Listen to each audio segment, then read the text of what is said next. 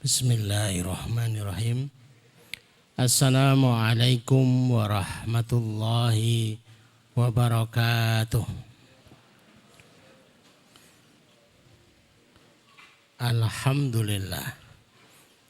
Nahmaduhu wa nasta'inuhu wa nastaghfiruh wa nastahdihi wa na'udzu billahi min syururi anfusina wa min sayyiati a'malina. May yahdihillahu fala mudhillalah wa may yudlil fala hadiyalah. Nashhadu an la ilaha illallah wa nashhadu anna Muhammadan abduhu wa nabiyuhu wa rasuluh la nabiyya wa la rasula ba'dah. Allahumma asrah sudurana wa tazawwas an sayyiatina wa hab lana fahmal anbiya'i wal mursalin wa hab lana fahmas salafus salih. Allahumma anfa'na bima 'allamtana wa 'allimna ma yanfa'una wa zidna ilman wa na'udzu billahi min ahwali ahli nar. Allahumma la sahla illa ma ja'altahu sahla wa anta taz'alul hazna idza syi'ta sahla. Amma ba'd. Bapak Ibu yang semoga dirahmati Allah, semoga diberkahi oleh Allah dan semoga dicintai oleh Allah Subhanahu wa taala. Ada satu ayat termaktub di dalam surat Ar-Rahman. Semoga itu menjadi jawaban. Karena berapa banyak mereka yang bertanya karena penasaran. Aku wis sholat duha tapi kok belum ada perubahan. Sudah ngaji 5 juz tiap hari kok enggak ada perubahan. Katanya suruh sedekah nanti dibalas. Tapi ternyata kok masih biasa-biasa saja. Ada yang masih bertahan, ada yang memilih rasa kecewa. Maka kalimatnya itu sekaligus setelah mengingatkan kita. Fabi ayyi ala'i rabbikum tukadziban. Nikmat mana yang akan kamu dustai itu. Terus kemudian diukir hal jazaul ihsan ilal ihsan. Surat Ar-Rahman ayat 60. Tidak ada balasan kebaikan itu kecuali kebaikan. Sekiranya balasan kebaikan itu adalah bukan berwujud materi. Wujudnya itu bisa bertambahnya ilmu, bertambahnya sahabat, kemudian bertambahnya istiqomah. Itu lebih dari cukup. Karena sebab inilah para sahabat itu keroyo-royo harus tinggal bersama Rasulullah. Jauh dari Mekah. Harus hijrah, tinggal bersama Rasulullah dengan segala ujian dan cobaan. Itu balasannya belum tentu itu balasan harta, belum tentu balasannya itu balasan uang. Tapi yang didapatkan adalah mendapatkan kebaikan setelah kebaikan yang pertama. Bahwa panjenengan itu jadi seneng kepada kebaikan, dibukakan kepada kebaikan itu sudah lebih dari cukup dan itu luar biasa. Sore hari ini kita akan membahas tentang warisan. Tapi sudah saya prediksi akan ditebak. Itu urusannya mesti wong mati. Oleh warisannya opo gitu. Tapi dijamin jamaah sekalian itu kecewa. Biar enggak kecewa saya sebutkan sekalian. Warisan itu ada macam-macam. Ada warisan bentuknya harta, ada warisan dalam bentuknya ilmu. Ternyata yang ketiga, warisan itu juga bentuknya keturunan. Tapi yang aneh ada juga warisan itu bentuknya utang. Ini yang paling tidak disenangi setiap orang. Ada juga bentuknya warisan kebaikan. Seorang ibu yang biasa ngasih sarapan 1 bungkus, 10 bungkus, tapi turun-temurun diwariskan. Ini yang menjadi luar biasa. Yang kita harapkan bahwa kita yang hadir itu memahami bahwa sesungguhnya perjalanan hidup kita, setiap tarikan nafas kita itu adalah sebuah peran yang diharapkan anak-anak kita itu bangga dengan peran itu. Kami sebagai pengasuh itu merasa gagal kalau bertanya kepada santri, kamu besok mau jadi apa nak?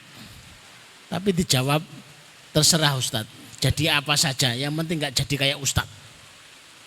Lah kenapa? Ngenes, hidupnya sengsara. Kok ada santri yang bercita-cita tidak pengen jadi Ustadz, itu masalah. Berarti pewarisan itu gagal.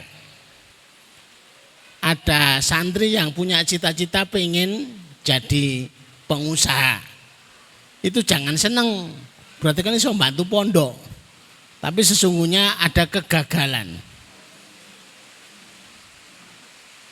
Bapak Ibu yang dirahmati Allah, semua sahabat yang ikut bersama Rasulullah itu digelari dengan sahabat. Orang yang bertemu dengan Rasulullah, mengimani dan wafat dalam yang diimani. Apa maknanya sahabat itu? Orang yang mengcopy paste Rasulullah Shallallahu Alaihi Wasallam. Ternyata itu tidak berhenti sampai pada sahabat, masih ada tabiin. Kalau tabiin itu lebih jelas, orang yang mengcopy paste sahabat. Generasi ketiga ada tabiin, tabiut tabiin, orang yang mengcopy paste tabiin. Sehingga generasi tabiin itu generasi yang mewarisi dan memerankan kehidupan para sahabat. Para sahabat itu qiyamul lailnya itu 2/3 malam. Maka tabiin juga melakukan, tabiut tabiin juga melakukan. Berapa banyak riwayat hadis yang kemudian menorehkan kalimat, saya tidak pernah meninggalkan semenjak saya dengar dari fulan. Saya tidak pernah meninggalkan sejak saya dengar dari fulan. Itu tandanya itu menjaga warisan. Maka orang yang menjaga warisan adalah orang yang menjaga peran Bapak Ibu yang dirahmati Allah, yang kemudian diperankan oleh anak-anaknya. Bapaknya soleh diperankan anaknya soleh. Ibunya solihah diperankan pula menjadi anak yang solihah. Sehingga mengikuti peran apa yang bisa dilakukan oleh orang tuanya. Itulah warisan yang sesungguhnya, bukan tanah yang dipondok-pondok, bukan warisan yang dibagi-bagi, bukan tanah, bukan ruko, bukan toko. Warisan sesungguhnya adalah warisan amal soleh, warisan kebaikan yang sudah dibiasakan, sudah diperankan oleh orang tua. Kemudian anak itu melihatnya itu adalah sebuah kebanggaan, melihatnya adalah sebuah kekaguman, kemudian ingin mengikuti jejak orang tuanya.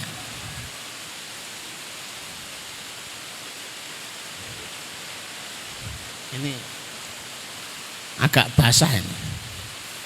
Mudah-mudahan Bapak Ibu enggak basah. Biar kami aja yang basah-basah pun satu.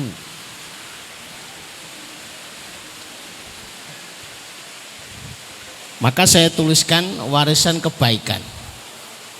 Bukan ilmunya yang diajarkan, tapi proses mengajarkan ilmu inilah yang kemudian mewaris kepada anaknya. Jadi kalau anak-anak kita kemudian mengikuti profesi bapak-bapaknya,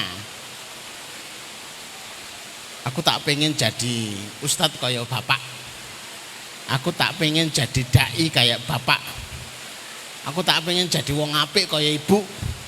Itu sebuah kesuksesan. Bisa jadi itu adalah bentuknya adalah bersedekah. Seorang yang membiasakan sedekah pagi, kemudian temurun sampai anak, cucu, mantu, cicit. Itu sebuah warisan kesuksesan.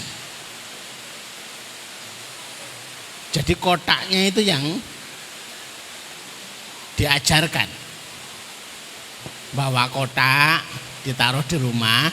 Itu kalau ngisi, itu ditunjukkan kepada anak,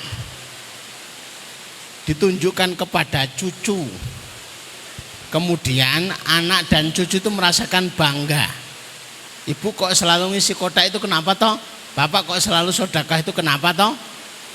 Agar kita ditanggung oleh Allah Subhanahu wa ta'ala.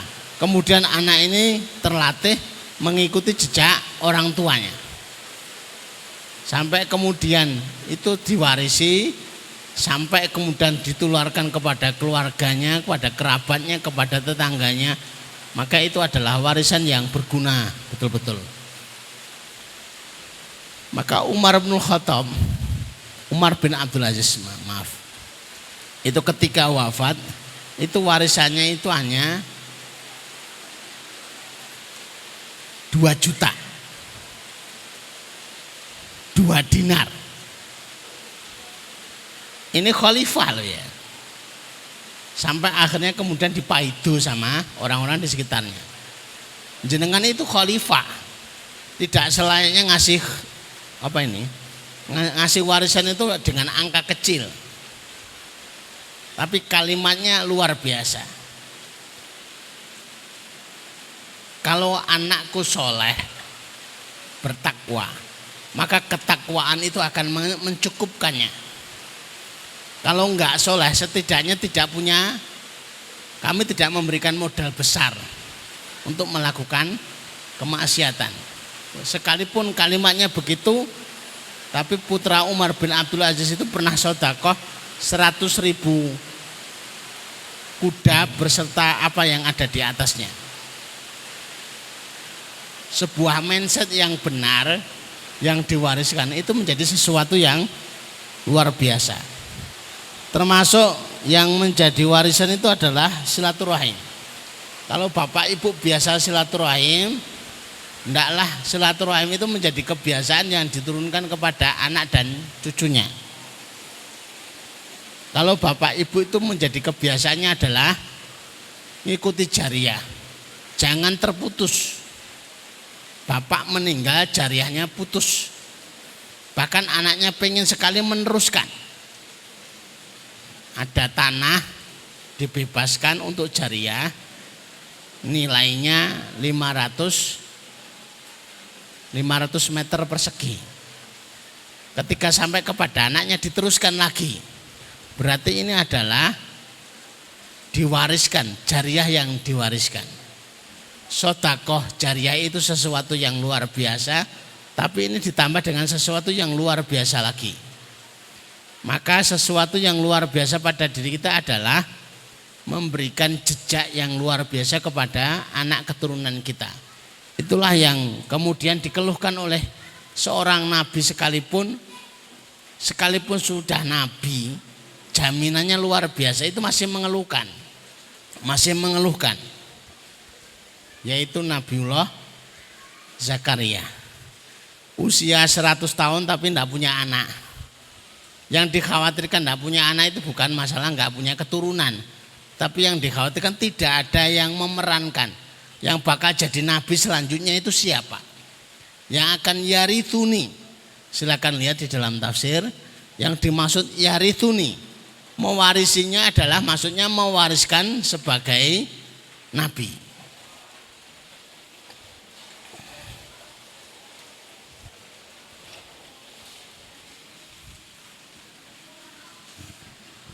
Maka disebut kegagalan adalah anak yang tidak bangga dan meneruskan kebaikan orang tuanya. Bapaknya asik tiap Jumat sore di Manding ngaji. Anaknya belas.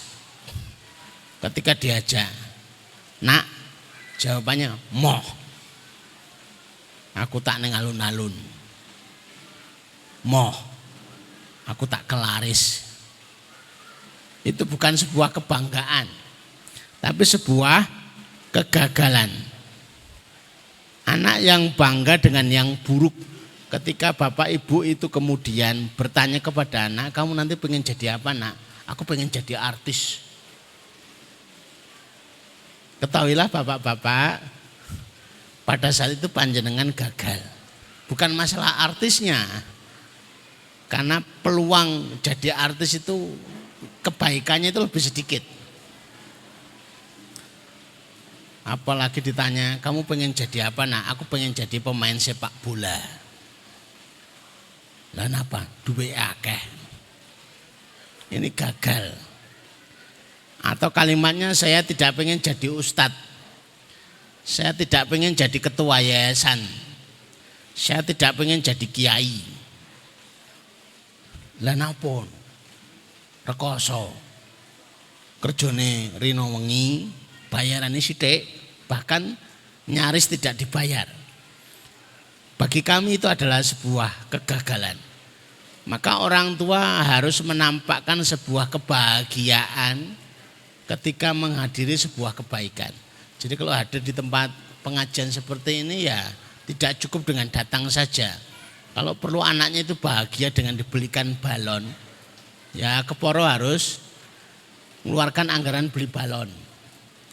Anaknya senang kalau beli ayam goreng, maka mampir dari pengajian beli ayam goreng. Ini bukan mendukung anak-anak, tapi untuk menjaga warisan. Sehingga kalimat anak itu, aku ki seneng diajak bapak pengajian. Lah nopo? Mulai ditukok ke ayam goreng. Berarti kan alamannya salah. Salah sepertinya. Tapi itu jauh lebih baik daripada anak itu tidak mau ikut pengajian. Saya mendapatkan riwayat Hasan Husain. Hasan Husainnya Rasulullah ya, bukan Hasan Husain saya. Itu mainan kirek di kamar Rasulullah. Ini kan perkara banget itu. Sudah di kamar Rasulullah, dia cucu Rasulullah, dolanannya adalah kirek. Ini dolanan cempe kira-kira, kirek. Tapi Rasulullah enggak marah. Bahkan kalau Rasulullah sholat, Husain itu biasa naik di punggung Rasulullah. Itu Rasulullah juga enggak marah. Ora pengen jungkel kenu ya ora. Ditunggu sekalipun resikonya jamaahnya ikut nunggu. Sak rampungnya Rasulullah ada yang numpangi yaitu Husain. Itu sebuah wacana tersendiri bahwa anggaran yang digunakan untuk menjaga warisan tauhid itu jauh lebih berharga. Anak-anak yang bangga bahagia dengan bapak ibunya mengikuti tauhid sekalipun itu harus keluar anggaran, itu jauh lebih baik. Tiba-tiba anaknya ngomong, Bu, aku gelem ikut ngaji. Tapi nek bareng ngaji itu kok ke bakso. Anaknya juga ngomong, Pak, aku gelem melu ngaji, tapi aku tidak tukoke sepatu. Ini kok saya ngorot ngono ya? Anggarannya saya besar. Itu jauh lebih baik anggaran biaya yang digunakan untuk menjaga warisan. Akhirnya terjaga warisan kita untuk suka mentaati Allah walaupun iming-imingnya adalah sepatu, iming-imingnya adalah bakso. Maka rahasia para kiai memang itu kayaknya itu aneh itu. Tingkah laku kiai itu kadang juga aneh. Kiai itu jarang marahi anaknya. Bahkan kayak dijarke gitu. Tuku apa-apa ditukokke kabeh. Sebenarnya apa? Ya untuk menjaga warisan itu sih. Anak bahagia dengan keburukan itu sudah luar biasa yang gagalnya orang tua. Anak solihah adalah anak yang punya keinginan untuk memerankan peran orang tuanya. Aku pengen neng masjid, aku pengen ngaji, aku pengen khatam sehari 5 juz. Kenapa? Karena bapak mencontohkan luar biasa. Itu akan menjadi ilmu yang barokah ada pada kita sekalian. Maka menjaga warisan itu bukan hanya semata-mata menyimpan sertifikat, bukan. Menjaga warisan bukan berarti dibagi sebelum bapak ibunya meninggal, bukan. Tapi menjaga warisan itu adalah diikuti dengan bahagia. Kalau sholat itu bahagia, bangga menjadi ustadz, menjadi ustadzah, raut mukanya itu jangan sedih. Jangan bersungut aja. Nanti kalau dibaca oleh anak-anaknya, kemudian diikuti, saya enggak mau jadi ustadz, saya enggak mau jadi ustadzah. Lah kenapa? Wong enggak podo bapak ibu wajahnya bersungut. Itu perkara. Terlebih kesan terhadap kebaikan itu terbaca. Atau lebih mudahnya, kalau kita melakukan kebaikan dan mengajak anak, cucu, mantu, cicit, itu ada hadiahnya. 100.000 yang diberikan kepada anak atas peran dia itu menjaga sholat 5 waktu berjamaah, itu luar biasa. Anak saya itu minta HP, tapi tak kasih syarat. Kamu tak kasih HP, tapi syaratnya kamu khatam 3 juz selama 3 bulan berturut-turut. Pikir saya raiso pak. Bocah itu malas, paling raiso. Ternyata khatam betul. Iso. Kena bandari ini kalah ini. Ngajak nantang anaknya, ternyata anaknya nyanggupi. Dibuktikan 3 bulan berturut-turut setiap harinya 3 juz iso itu. Akhirnya tidak ada alasan kami untuk tidak memberikan HP. Ini kalau mau dilihat Bapak Ibu, surat Maryam. Rabbi ja'alhu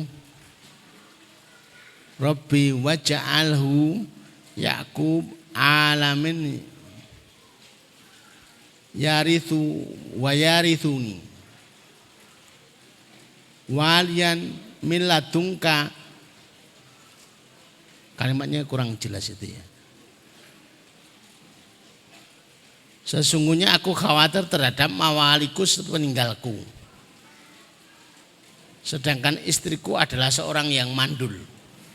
Maka anugerahkan aku dari sisi engkau seorang putra yang akan mewarisi aku dan mewarisi sebagian keluarga Yakub, dan jadikan ia ya Tuhanku seorang yang diridhoi. Jadi kegalauan Yahya, kegalauan Zakaria dengan hadirnya keturunan Yahya itu bukan berarti hadirnya momongan, tapi yang paling pokok adalah yang meneruskan peran Zakaria.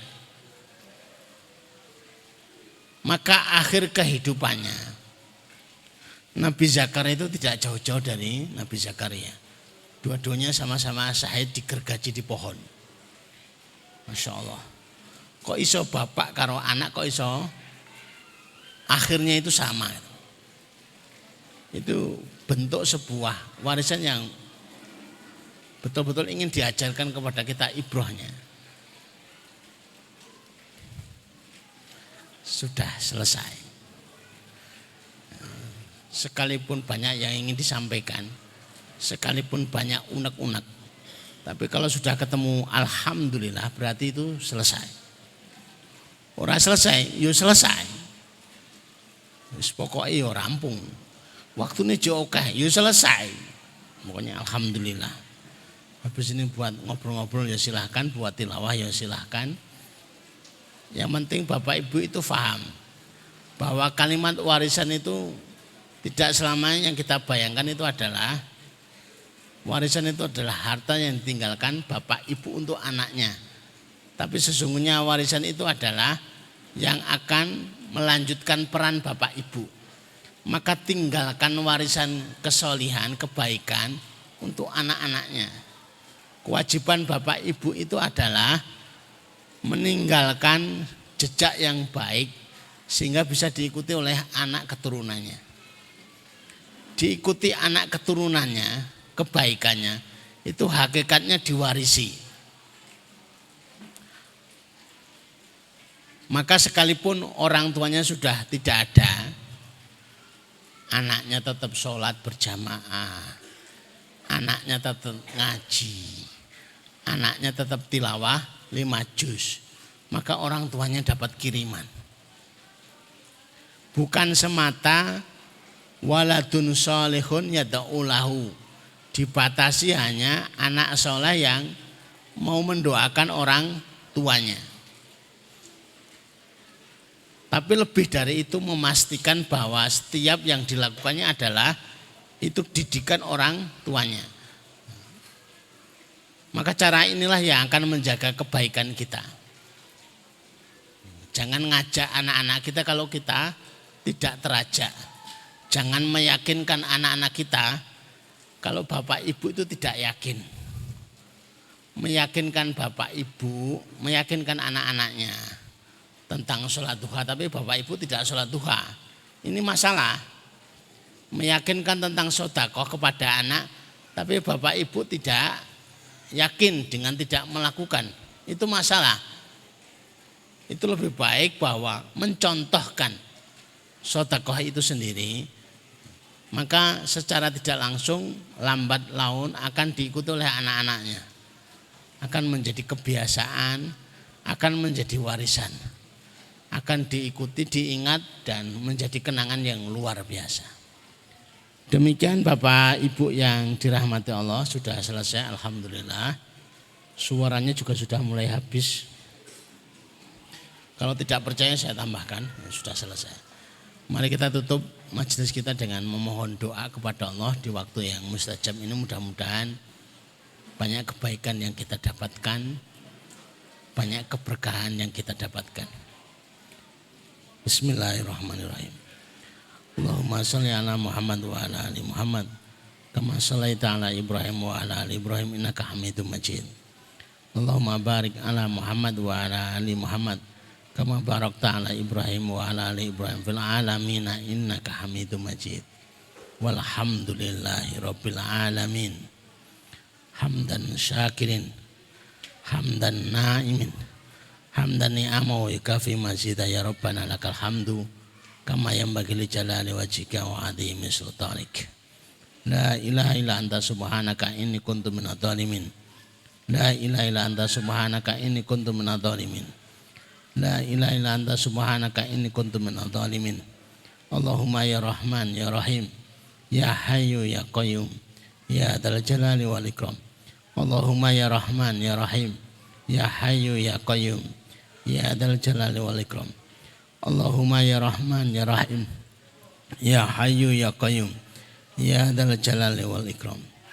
Allahumma inna nas'aluka min khairin ma sa'ala minhu nabiyyuka Muhammad sallallahu alaihi wasallam wa na'udzubika min syarri ma sta'adha minhu nabiyyuka Muhammad sallallahu alaihi wasallam. Antal musta'an alikal balag wala haula wala quwata illa billah. Ya Allah, sesungguhnya kami memohon seluruh kebaikan yang pernah diminta oleh Nabi kami sallallahu alaihi wasallam. Ya Allah, sesungguhnya kami meminta perlindungan yang pernah diminta perlindungan itu semuanya oleh Rasulullah sallallahu alaihi wasallam. Engkaulah tempat kami meminta, Engkaulah yang menyampaikan urusan. La haula wala quwata illa billah. Allahumma inna nas'aluka amalan baron warizqan daron wa aisyan wa qaran. Ya Allah, sesungguhnya kami mohon kepadamu amalan yang baik-baik, rezeki yang mengalir, kehidupan yang tenang, kehidupan yang tentram birahmatika ya arhamar rahimin. Allahumma tibhammana, Allahumma tibhammana, Allahumma tibhammana. Ya Allah, angkatlah masalah-masalah kami. Ya Allah, urailah masalah-masalah kami. Ya Allah, selesaikan problematika kami ya arhamar rahimin. Allahumma kfina bihalalika an haramika wa aghnina bifadlika amman siwaka. Ya Allah, sesungguhnya kami mohon kebaikan kepadamu ya Allah. Allahumma kfina bihalalika an haramika wa aghnina bifadlika amman siwaka. Allahumma kfina bihalalika an haramika wa aghnina bifadlika amman siwaka. Rabbana atina fid dunya hasanah wa fil akhirati hasanah wa qina adzabannar wa qina adzabannar wa qina adzabannar. Wa sallallahu ala Muhammadin wa ala alihi wa sahbihi wasallam. Subhana rabbika rabbil izzati amma yasifun wa salamun alal mursalin walhamdulillahi rabbil alamin. Demikian kajian kita sore hari ini. Aqulu qouli hadza nastaghfirullah li wa lakum. Subhanakallahumma rabbana wa bihamdika asyhadu an la ilaha illa anta astaghfiruka wa atubu ilaik. Assalamualaikum warahmatullahi wabarakatuh.